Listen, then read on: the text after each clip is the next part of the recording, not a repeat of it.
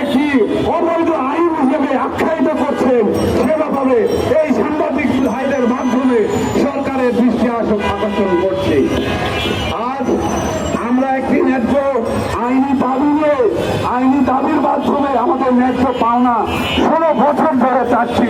সে পাওনার ক্ষেত্রে সরকারের কোনো ভূক্ষেপ নেই, সরকারের কোনো মাথা ব্যথা নাই। অথচ একটি বিদেশি কোম্পানি বাংলাদেশে নতুন ইস্ট ইন্ডিয়া কোম্পানি হিসেবে নিজেকে আখ্যায়িত করেছে।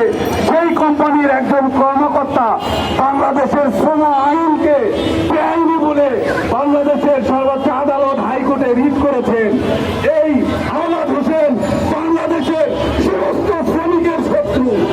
বাংলাদেশের প্রতিটা শ্রমিকের পেটে লাথি মারার নাম হচ্ছে আওলাদ হোসেন। বাংলাদেশের প্রতিটা শ্রমিকের পেটে লাথি মারার নাম আওলাদ হোসেন। বাংলাদেশের শ্রমিকের ভাগ্য উন্নয়নের যে সংস্কৃতির পরিণত করতে চাচ্ছে তার নাম আওলাদ হোসেন। তিনি বাংলাদেশে গ্রামীণ ফোনের আয়ার হেড হিসাবে, ইন্ডাস্ট্রিয়াল রিলেশনশিপ এর ম্যানেজার হিসেবে, একজন কর্মকর্তা হিসেবে শ্রমিকের পেটে লাথি মারার ব্যবস্থা করছেন। যে পদে উনি অধিষ্ঠিত আছেন, এই পদের কাজ কি? এই পদের কাজ হচ্ছে কোম্পানি, শ্রমিক এবং সরকারের সঙ্গে